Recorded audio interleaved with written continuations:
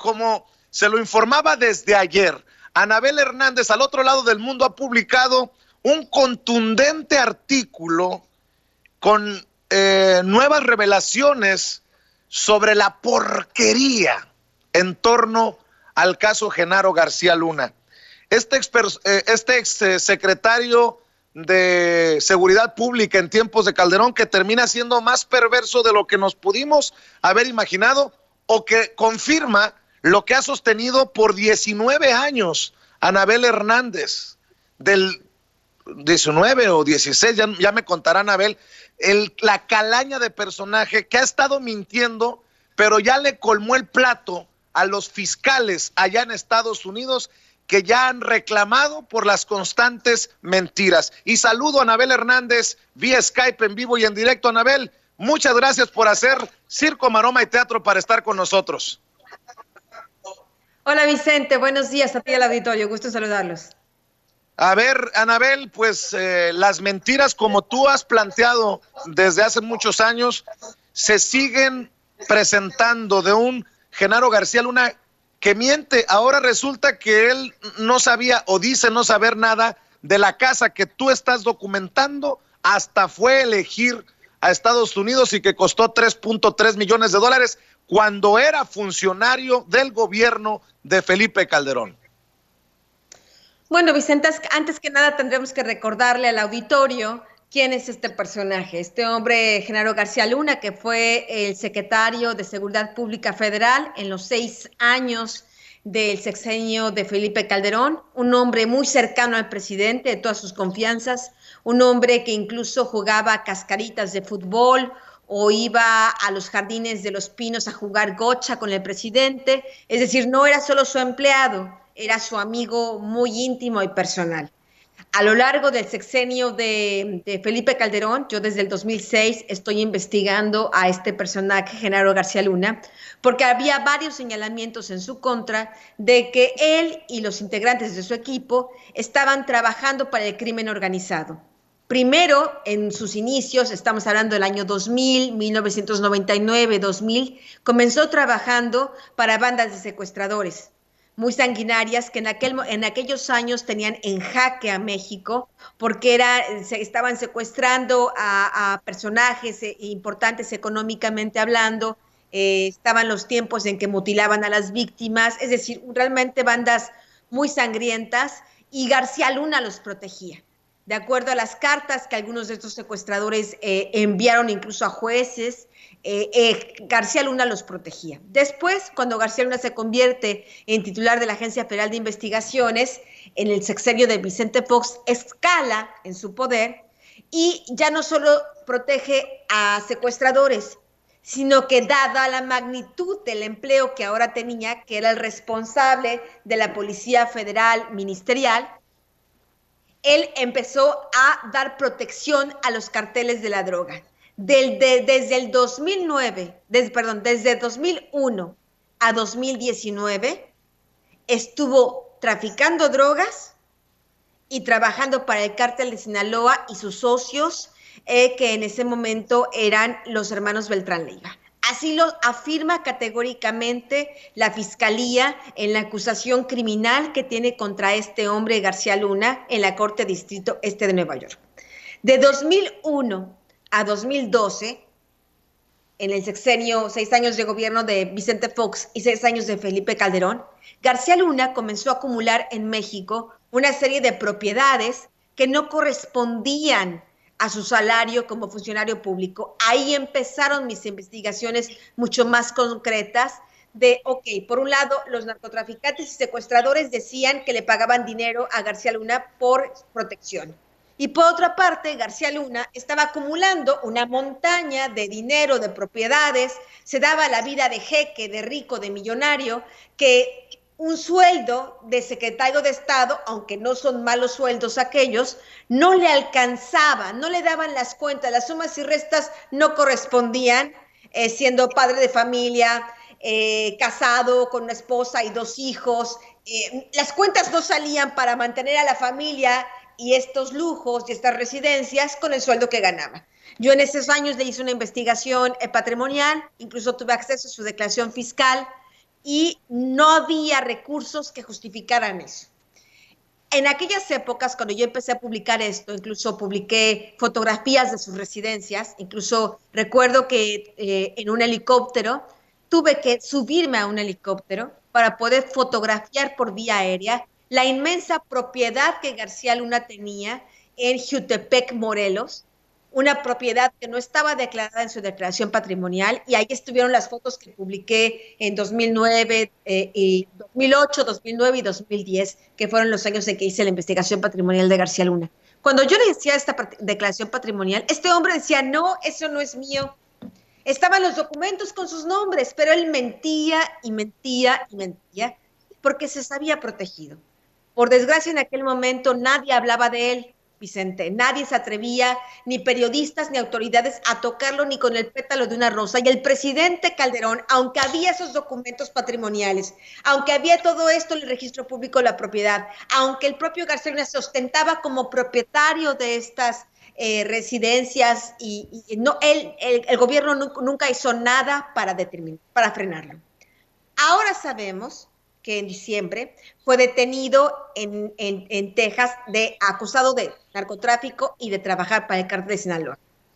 Y el señor García Luna, acostumbrado a mentir, como por desgracia lo hacen tantos políticos corruptos en México, que se vuelven impúdicos, diría yo, impúdicos, porque es impúdico estar negando la propiedad que tú compraste, en la que tú viviste, en la que vive tu familia, etcétera, etcétera, como lo hacía en México. Y él pensó que le podía recetar al gobierno americano y al fiscal y al juez las mismas mentiras que recetó en México durante 12 años impunemente. A mí no me engañó porque yo lo documenté y lo estuve señalando constantemente. Recibe dinero del cártel de Sinaloa y además aquí está el dinero, al menos parte de lo que se ve, ¿no? Pero ya en Estados Unidos el fiscal Michael Robotti, el 28 de febrero pasado, le dijo basta.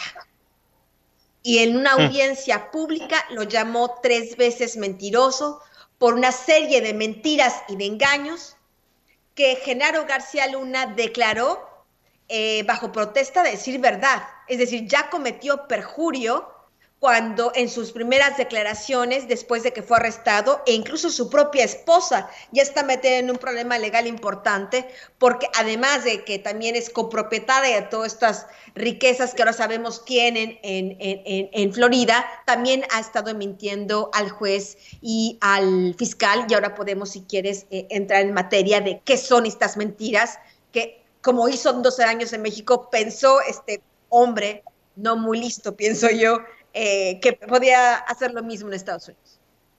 Claro que sí, Anabel. A ver, antes de entrarle a los detalles de esto, también es importante decirle a la audiencia la magnitud de lo que vamos sabiendo. Tú estabas documentando lo que tenía en México, pero leo sobre todo este párrafo que es contundente de lo que escribes. El amigo y hombre más cercano al expresidente Felipe Calderón habría acumulado en 6 años propiedades por casi 10 millones de dólares, de lo que sabemos hasta el momento, un escabroso ejemplo. Exacto, un escabroso ejemplo de la descarnada corrupción en México. A ver, es que esto es importantísimo que entienda la gente. 10 millones de dólares. ¿Quién con un salario de servidor público? Sin contar las propiedades que aún tiene en México, que esas son al menos otros 3 millones de dólares. Estaremos hablando ya de 13, al menos 13 de lo que es visible. Imaginemos todavía lo que el gobierno de Estados Unidos sigue acumulando de pruebas, pero hasta el momento es lo que es visible. Por ejemplo, una cosa que no era visible y que ya el fiscal hizo visible es un yate de $700,000. Eso nadie lo tenía en el radar. Yo lo mencioné apenas hace un par de semanas en un reportaje que publiqué, porque en la casa donde él ya se sabía, era su casa, el fiscal ya dijo, esta es la casa de García Luna de 3.3 millones de dólares, la de Golden Beach, Florida. Ahí en esa casa estaba anclado un yate. Yo ya había comentado, de acuerdo a las investigaciones de las que tuve conocimiento desde 2014, estaba haciendo la DEA, porque estas investigaciones sobre García Luna no son nuevas, Vicente. Estas investigaciones fueron dadas a conocer, comenzaron, desde el 2014, de una manera secreta, sigilosa. Ahora son dadas a conocer, pero comenzaron en aquel entonces. Yo en aquel momento, en 2014, tuve conocimiento de la existencia de esta casa de Golden Beach, no lo publiqué, tuve acceso a una fotografía aérea donde se veía la casa y el yate. No la publiqué en ese momento sacrifiqué mi interés periodístico por el interés social de que se hiciera justicia. Yo sabía que si yo publicaba que estaba siendo investigado por la DEA, si yo publicaba que ya le habían ubicado esta propiedad, este hombre podía escapar de la justicia o tratar de maquillar las cosas. Lo que hizo el gobierno americano es dejar que se confiara y se confiara y se confiara. Cuando el compañero Roa y Univisión publican la existencia de la casa en 2019, porque son ellos los que la hacen pública, aunque ya la DEA y yo sabíamos de la existencia de esta casa, son estos periodistas los que lo hacen pública en 2019. Ya en aquel momento ya García Luna se había deshecho de la casa y supuestamente el argumento de García Luna era, no es mía esta casa, me la prestaron unos amigos, los empresarios Weinberg, me los prestaron ellos porque pues son muy generosos conmigo, y los otros empresarios dijeron, sí, esta casa es nuestra y se la prestamos a García Luna. Bueno, pues ahora lo que el fiscal ha descubierto es que ni la casa ni el yate eran préstamo, sino que era propiedad de García Luna, la casa de 3.3 millones de dólares, comprada al menos 2 meses antes de que terminara la administración de Felipe Calderón. Es decir, él la compró con 3.3 millones de dólares que sacó, pues no se puede entender de otro modo, sino del cártel de Sinaloa,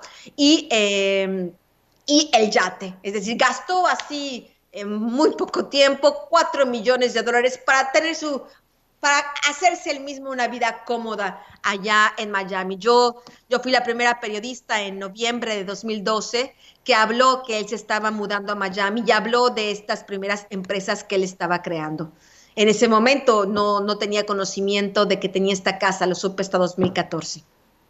Anabel, esto es más grave de lo que se había anticipado entonces, porque si él va como secretario de Seguridad Pública todavía a elegir su casa y pagar 3.3 millones de dólares, porque tengo entendido que no hay registro de préstamo a través de un banco, tuvo que haber sido una transacción al contado.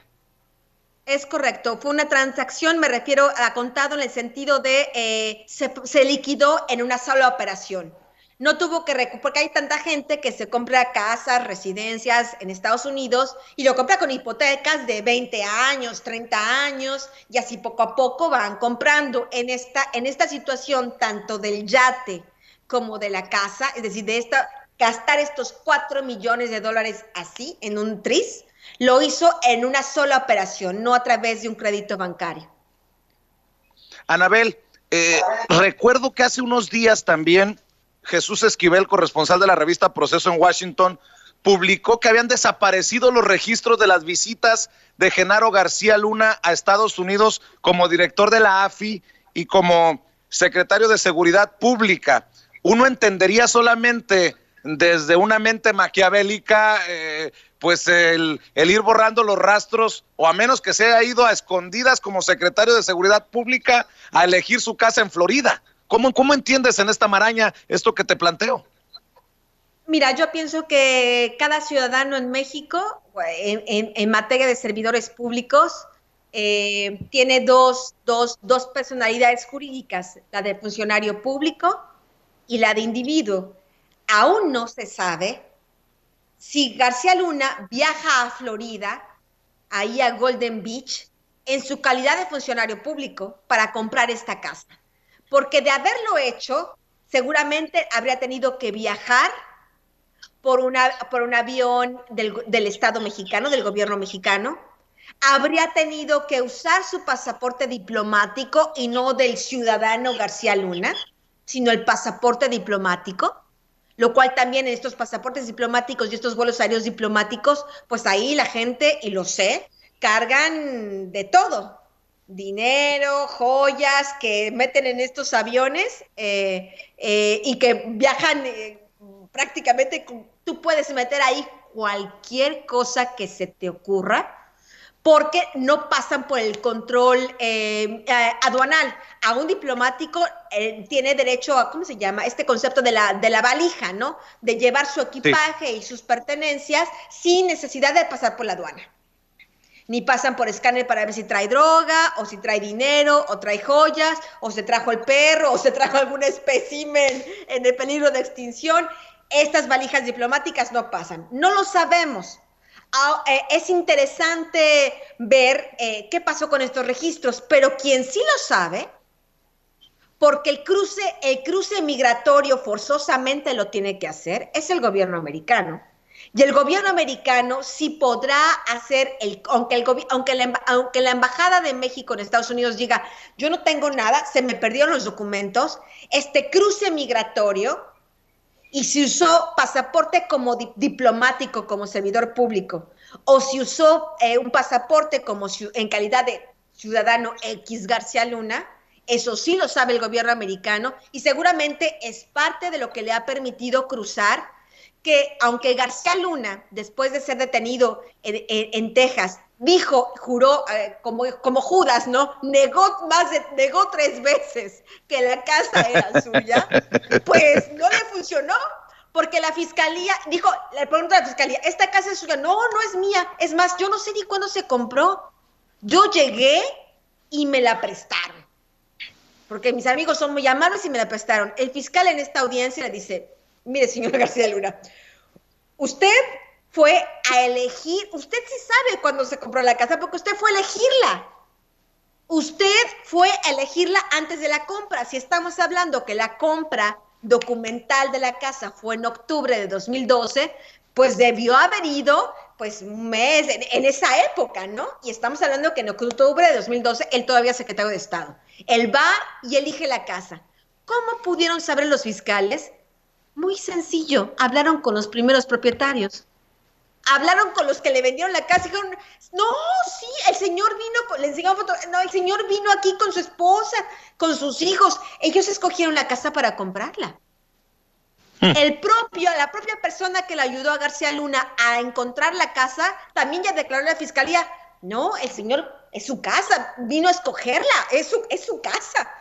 Después la fiscalía descubre también que no solo fue a elegirla, no solo la compró, no solo vivió ahí, sino que después cuando la casa es vendida por $3.9 millones en 2016, ya cuando yo pienso García Luna estaba sospechando que ya venían sobre él, que ya intuyó, o sus amigos, que también tenía amigos en la DEA, algunas personas con influencias ahí, tal vez le habrían podido notificar, oye, te están ya investigando, ponte listo, ¿no? Este hombre trata de deshacerse de la casa, dice, no era mía, la vendieron otros, el fiscal le dice, estos $3.9 millones con los que en los que se vendió la casa, está comprobado que se le entregaron a García Luna.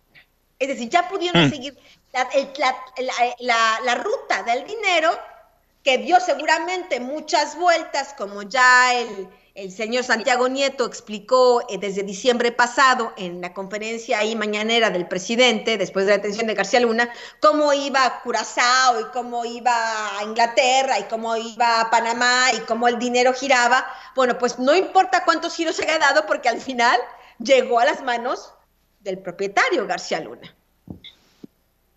Anabel, otro Judas que ha negado saber, dice que no sabe nada, es Felipe Calderón. Yo me pregunto, es que hasta la lógica tuerce o quiere torcer Felipe Calderón. Si se te va del país tu secretario de Seguridad Pública en medio de la guerra contra las drogas, tendría que saber el presidente a dónde se fue y qué fue a hacer, ¿no? Pues es una buena pregunta y yo mi intuición me dice que tendría que saberlo, porque además recordemos que el 2012 fue uno de los años más violentos, dentro de todos los años violentos en el sexenio de Felipe Calderón. Yo, la verdad, como no sabemos si se fue en un puente, si se fue en sus vacaciones o si se fue en servicio, no lo sabemos. No desconozco, no quiero ser irresponsable, cuáles son los protocolos que debe seguir un funcionario público, pero la lógica, el sentido común, hablarían de que sí, al menos una llamada y si se cae el país, no voy a estar aquí. Si vienen los narcos y nos quieren matar a todos, yo voy a estar en Miami, ¿no? Imagino, la lógica me hace pensar que algún tipo de notificación tuvo que haber hecho. Definitivamente, Anabel, tú tienes las transcripciones, las versiones estenográficas de estas duras declaraciones del fiscal. ¿Hay para más? ¿O esto que se ha dado a conocer? Es realmente vergonzoso porque hagamos un ejercicio un poco más amplio. Sabemos que el caso del señor García Luna es terrible y grotesco y de una impudicia total. El problema es que esta actitud impúdica y tendenciosa a no decir la verdad de García Luna no es única en México y no ha sido única en los últimos sexenios. Sabemos cómo se las han gastado los expresidentes, los exsecretarios de Estado, acumulando riquezas, lavando dinero, exprimiendo a Pemex. Sabemos esas historias. Así que este caso de Genaro García Luna allá en Nueva York, sin duda alguna pienso que es interesante desde todos los ángulos que lo veas, porque es emblemático, paradigmático de no solo cómo puede ser la corrupción cínica y descarnada en un país como México, donde más del 50% de la población vive en la extrema pobreza. Yo no sé, el auditorio, los que estén en condiciones tan difíciles ahora con el coronavirus, ¿qué estarán pensando de que un hombre puede gastar $4 millones así en un tris, ¿no? Sin siquiera estornudar, ¿no?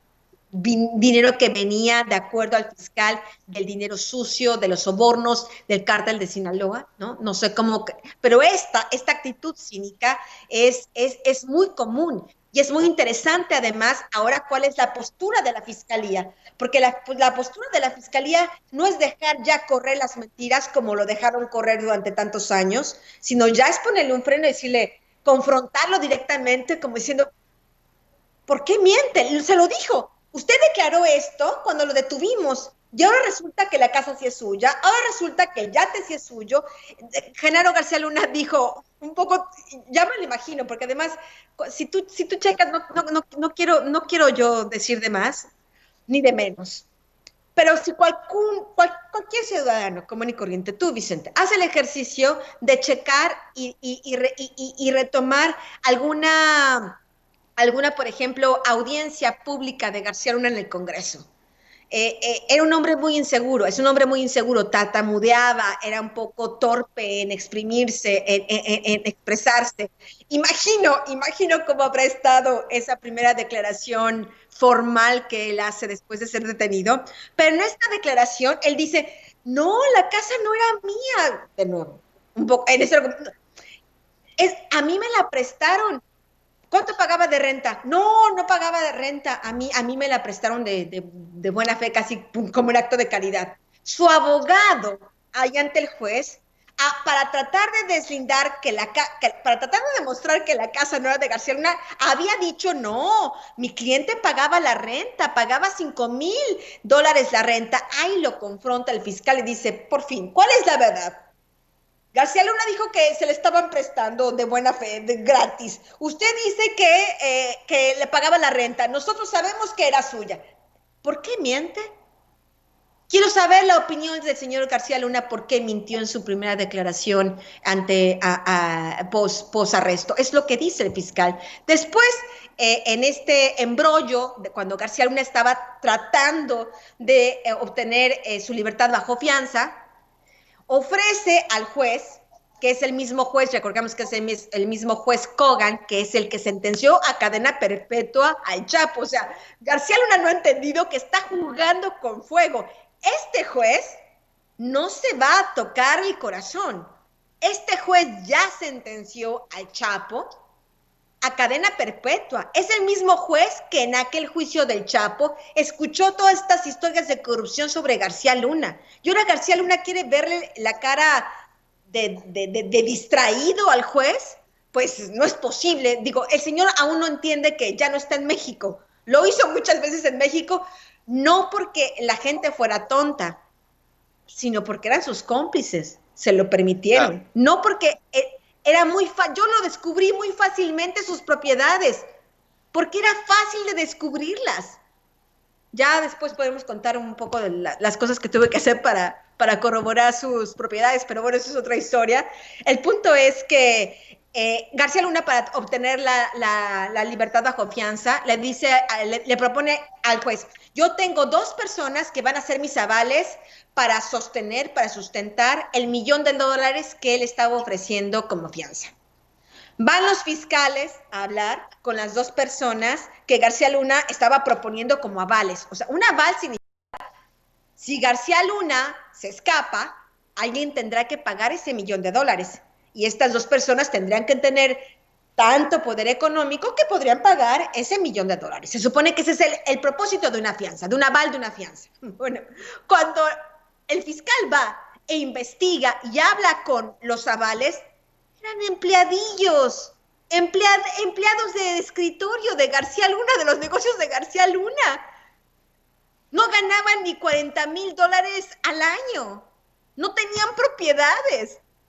Si García Luna, si el juez despistado sí, señor García Luna, le doy la libertad bajo fianza, y se pelaba, se fugaba, estas pobres personas jamás, ni trabajando no sé cuántos años, hubieran podido pagar ese $1,000,000.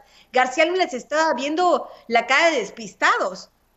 Y además las personas dijeron: nosotros no queremos ser avales, no teníamos cómo pagar.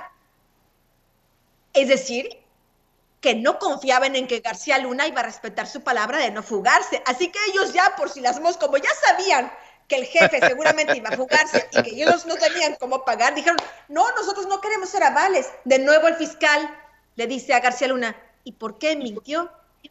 ¿Y por qué dice que estas personas querían ser sus avales cuando ellos dicen que no quieren y además no tienen los recursos económicos para hacerlo? Otra mentira, de verdad, de primaria, pero que ya le puso los nervios de punta al fiscal, y se ve digo esto no porque haya estado presente, sino porque en la transcripción se ve están ahí las palabras que cada vez son más de confrontación del fiscal, como diciendo: ya estoy harto de esto, ¿no?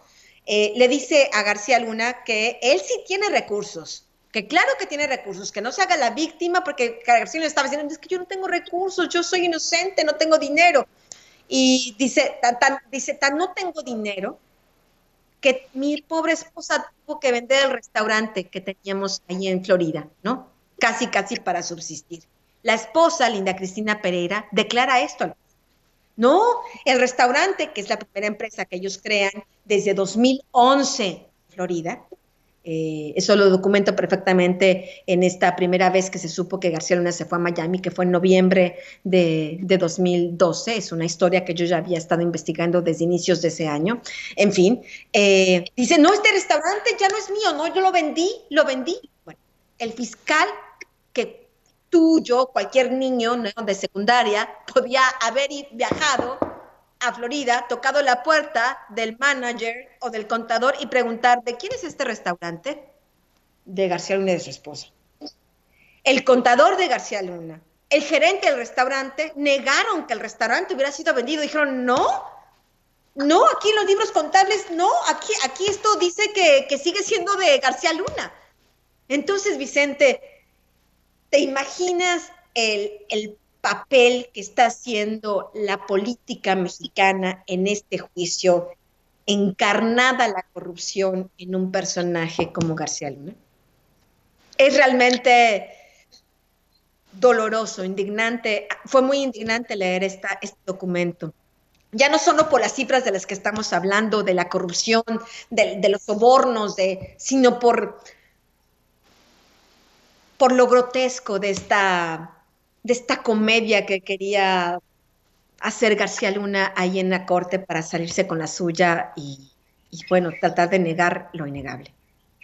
Agrégale a lo grotesco de lo que tú mencionas de estos detalles, lo grotesco de las declaraciones también de Felipe Calderón, porque solamente me pongo a pensar, Anabel, tú dices, yo documenté en su momento las propiedades de Genaro García Luna. Si la periodista que es, y además tengo que decirlo, yo la conozco, Anabel, es ella. No tiene un equipo de 20 personas ayudándole con la investigación, pero si Anabel pudo documentar esas inexplicables propiedades de un servidor público, pues es que no se le puede aceptar, a pesar de que muchos colegas lo hagan por ponerse de tapetes en las entrevistas de su nuevo libro Decisiones Difíciles, que no sabía y que no investigó. Si una periodista pudo documentar las propiedades de Genaro García Luna, yo no entiendo cómo es que se le pueda permitir a un expresidente decir, esos eran rumores, información no confirmada. Pues si tú le estuviste presentando una y otra vez las cosas, es un cinismo también muy encabronante. Realmente es una situación que pienso yo, y ojalá el señor Calderón se dé cuenta que esto va en serio, que el fiscal va en serio y que no puede hacerle a la mexicana. Es triste tener yo que decir este término a la mexicana en el sentido, no la puede hacer de funcionario corrupto a la mexicana, eso es lo que quise decir. Porque en México hay mucha gente honesta, muchos ciudadanos que trabajan muy duro para subsistir cada día.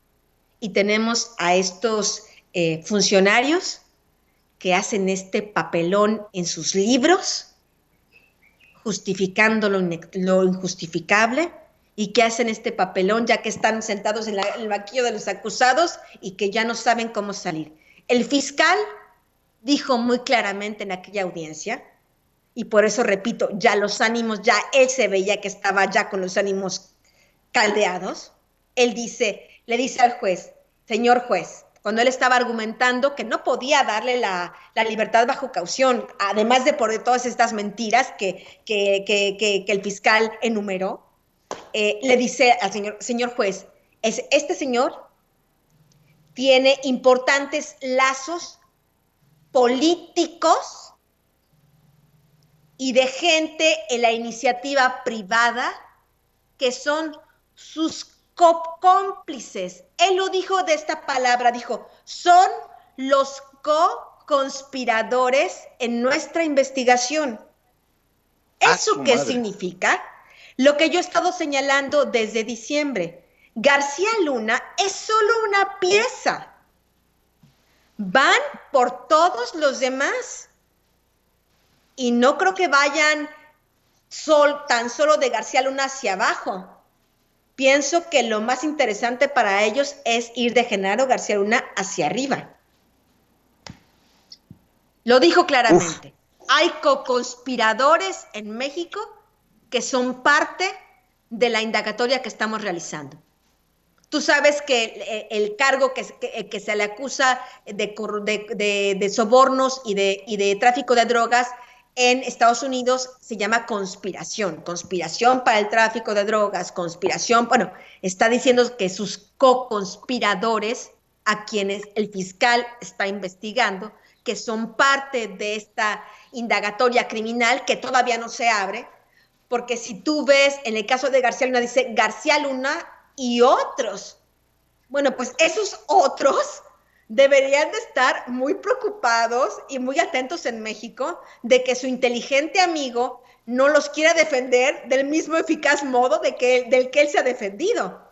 Porque si este modo de defenderse de García Luna ha sido tan fácil de desbaratar, no imaginemos que se ponga a defender a sus amigos, porque si los va a defender de manera tan eficaz, capaz que los termina involucrando aún más. Y es que es inaudito que el presidente en su libro diga ahora, yo no conocía a Genaro García Luna antes del 2006, que lo que tenía era buena reputación entre las organizaciones de la sociedad civil, personajes como Marilena Morera, Isabel Miranda de Wallace, que se convirtieron en las defensoras en su momento del secretario de Seguridad Pública en tiempos de Calderón, pero sería, o sea, es querer atentar contra la inteligencia de la gente de Felipe Calderón. Le entregó lo más importante de su gobierno a un tipo que no conocía. Pero tú tienes documentado, tú tienes versiones que la relación era más allá de ser meros conocidos o miembros de un gabinete, que había una relación personal en Los Pinos. O sea, yo por eso insisto en esto, porque es relevante cómo tú has ido planteando que no hay manera de que se le crean a Calderón sus mentiras, que no hay manera de creer estas versiones de yo no sabía y básicamente al paso que va, yo me burlaba el otro día, al paso que va a decir que nunca, ¿cuál Genaro García Luna nunca trabajó conmigo? O sea, perdón que meta mi editorial, Anabel, en una entrevista tan interesante, pero creo que es importante poner todo esto sobre la mesa en este momento histórico que estamos siendo testigos, ¿no? Mira, Vicente, esto no es editorial. Este es un hecho. Aquí está García Luna, aquí está Felipe Calderón, Juan Camilo Muriño, el señor Eduardo Medina Mora, hoy también bajo investigación por lavado de dinero, el secretario Galván Galván, que en el diario de Vicentillo, el traidor, en mi libro El Traidor, este hombre le manda saludos al Mayo, el secretario, todos ellos muy sonrientes. Estos 5 personajes muy amigos y muy sonrientes. Esa era la estrecha relación que el presidente Felipe Calderón tenía con Juan Camilo Muriño y con Genaro García Luna. Eran muy amigos, y esto lo tengo documentado perfectamente, eran íntimos amigos. Anabel, déjame preguntarte un par de cosas antes de que tú nos digas cuándo tenemos que dejarte ir. Yo tengo 3 minutos más porque, aunque no lo crean, aquí ya es tarde y tengo que ir a cocinar. Eso, mi querida Anabel Hernández. Ya lo sabe usted, señor Serrano, que yo tengo que ir a cocinar y si no mi familia me manda ahí a Nueva York. Dos cosas, Anabel, pues. Olga Warnat dejó, como digo yo aquí en Sin Censura, con mi lenguaje florido, la víbora chillando, mencionando junto a Edgar Monroy, un muchacho colega también de su equipo, investigando para un libro que van a publicar y que fue, de acuerdo a ellos, censurado en tiempos de Calderón. Mencionó 3 videos en los que aparecería Genaro García Luna mencionando a Calderón y pidiendo dinero al narco. ¿Tú sabes, has escuchado algo de estos videos? Pues mira, lo que te puedo asegurar, y eso lo publiqué en mi libro Los señores del narco, es que Arturo Beltrán Leiva, que hoy está muerto, que lo asesinaron en un operativo de la Marina en 2009, si no me equivoco, 2008-2009, y Edgar Valdés Villarreal, alias La Barbie, que es el personaje que me manda esta carta cuando él estaba prisionero, cuando estaba encarcelado, y que dice que Felipe Calderón encabezaba reuniones con narcos, y que me dijo que aseguró que él le pagaba millonarios sobornos a Genaro García Luna, a Facundo Rosas Rosas, Luis Cárdenas Palomino, Armando Espinosa de Benito, Ramón Pequeño y una larga lista de entonces altos funcionarios públicos. Esta carta me la mandó días antes de que terminara el sexenio de Felipe Calderón. Y después, en parte de las cosas que yo le pregunté antes de publicar la carta, porque la carta yo la recibí días antes, pero yo quería estar segura, número 1, que era él realmente quien me la había mandado, y número 2, quería estar segura de que había más sustancia de lo que estaba diciendo, y él afirmó que tenía videos grabados de todo esto. Y ahora sé, porque he seguido investigando, que Edgar Valdés Villarreal asegura que él y Arturo Beltrán Leiva fueron a Los Pinos cuando Felipe Calderón era el presidente de la República. Uf. la Barbie y el Barbas intuyo, en Los Pinos. Intuyo que Edgar Valdés Villarreal es la Barbie, será un informante muy valioso, importante, y que ha sido un informante y valioso importante, un colaborador. Él está ahora detenido en Estados Unidos, está condenado ya a varios años de prisión, y supongo que podría ser, o será, o es ya un colaborador importante de la Fiscalía, en este caso de Genaro García Luna, y los co-conspiradores y los coacusados que ya están siendo investigados en Estados Unidos. Porque esto es lo que él me afirmó, esto es lo que él me aseguró, que él tenía videos, que tenía pruebas de lo que estaba diciendo, y ahora me informan, me comunican que él y Arturo Beltrán Leiva habrían ido a visitar a Los Pinos. Al menos eso es lo que Edgar Valdés Villarreal asegura. Pues para cerrar, déjame plantearte esto, Anabel. Mencionabas que si Genaro García Luna fue, como dicen los fiscales, a escoger su casa en Golden Beach de $3.3 millones, todavía como secretario de Seguridad Pública de Felipe Calderón, debe de haber registro de inmigración de la entrada de Genaro García Luna. Si en efecto la Barbie y el Barbas, como se le conocía a Arturo Beltrán Leiva, estuvieron en Los Pinos en tiempos de Calderón, pues habría que preguntar si sabía de esto el general Castillo Cabrera, el jefe del Estado Mayor Presidencial. Y todo esto, pues debería de encontrar luz si la Fiscalía General de la República en México investigara. Causó mucho revuelo aquello que nos dijiste en la entrevista anterior que nos hiciste el honor de concedernos, de que había tapones en la Fiscalía General de la República y que la defensa mayor de Genaro García Luna estaría todavía en esa Fiscalía General de la República. Exagero cuando digo que si se investigara bien, pues ya estuviéramos a la Fiscalía pidiéndole los registros de inmigración al gobierno estadounidense y ya estuvieran preguntándole al general Castillo Cabrera, el jefe del Estado Mayor Presidencial, sobre esto que tú como periodista has investigado y has encontrado.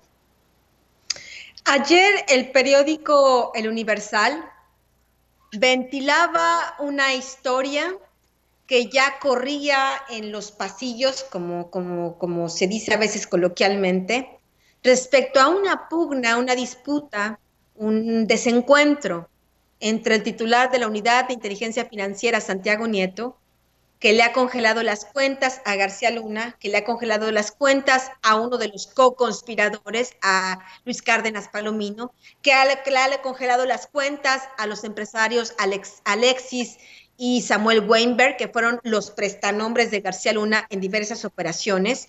Ya se las congeló, y eso ya lo dijo desde diciembre en aquella conferencia de prensa. Ya envió, y también lo dijo en aquella conferencia de prensa de diciembre, la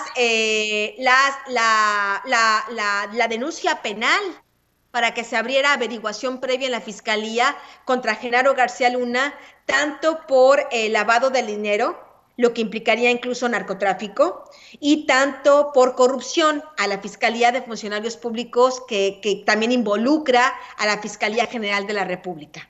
Pero es hasta la fecha que esta Fiscalía no parece avanzar, y me parece que parte del conflicto que existe entre Santiago Nieto, entre la Unidad de Inteligencia Financiera y la Fiscalía es esa, que bueno que el señor Santiago Nieto haga su trabajo, pero su trabajo tiene el límite que es eso, él solo puede congelar cuentas.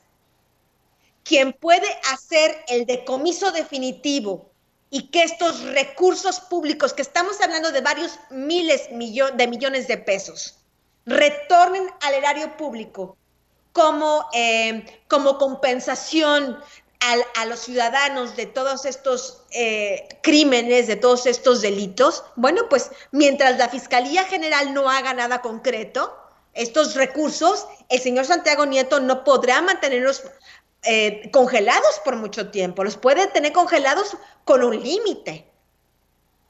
Pero la fiscalía tiene que soportar este congelamiento haciendo su investigación penal y pidiéndole a un juez ya la confiscación, la orden de captura, todo lo que conlleva ya un proceso criminal en México. El problema es que ahí el asunto está atascado. Yo sé por qué. Y en los próximos días podré publicar información muy puntual sobre esto que espero sirva para que el presidente, que dice que tiene buenas intenciones de limpiar la corrupción, pues ponga atención en esta situación que está sucediendo, al menos en el caso de García Luna, y el atorón que existe en la Fiscalía General respecto a la investigación que debería ya estar muy avanzada. Pues mi querida Anabel, si nos permites, te estaremos molestando en los próximos días cuando des a conocer esta información que creo que simbrará como simbran tus palabras, como lo han hecho tus libros, tus investigaciones a la sociedad mexicana, como creo que debe de ser. Y en un descuido y por ahí nos puedes confirmar en poco tiempo si Beltrán Leiva y la Barbie fueron a visitar a Felipe Calderón o a quién fueron a visitar a Los Pinos, mi querida Anabel. Pues mira, estos cuates, el Barbas y la Barbie, se la gastaban de tal modo que no nos vayan sorprendiendo hasta con una selfie, sabrá Dios con quién. Tendremos que esperar qué información puede haber ahí. Me sorprende ahora lo que tú me dices de los videos que dice Olga Warner que tiene, porque lo que es un hecho, y esto lo tengo totalmente confirmado, es que sobre todo Arturo Beltrán Leiva y sus hermanos les gustaba grabar a los funcionarios que recibían sobornos para tenerlos bien amarrados, para que después no salieran con que se me olvidó, no, yo no estoy no, esta no es mi casa, no, este no es mi yate, ¿no? Un poco para refrescarles la memoria, un poco como el fiscal, ¿no? Un poco para refrescar la memoria de quién es quién y quién hizo qué cosa. Sí sé por mucha gente de Arturo que esos videos los hacía. ¿Dónde están en este momento? Yo honestamente no lo sé. Me llama la atención lo que dice Olga Warner, porque es posible que este material que ella asegura tiene podría ser uno de esas colecciones de video que tanto le gustaba hacer a Arturo Beltrán Leiva y a la Barbie. Pues estaremos al pendiente, Anabel, porque ya estuvo suave de que Gersmanero la haga de florero en todo este enramado, en todo este tejimaneje, y que no se sepa del fiscal general de la República, Alejandro Gersmanero. Estaremos al pendiente de lo que publicarás, como dices, en los próximos días. Yo te agradezco, tú sabes, infinitamente esta deferencia, este detalle, siempre para hablar con nosotros sin censura. Saludos, Vicente, y un abrazo a ti y a tu auditorio. Gracias. Es Anabel Hernández, la gran Anabel Hernández, autora de El Traidor, de Los Señores del Narco, de Los Cómplices del Presidente, México en Llamas, y una mujer que hoy aquí en Sin Censura deja la víbora chillando.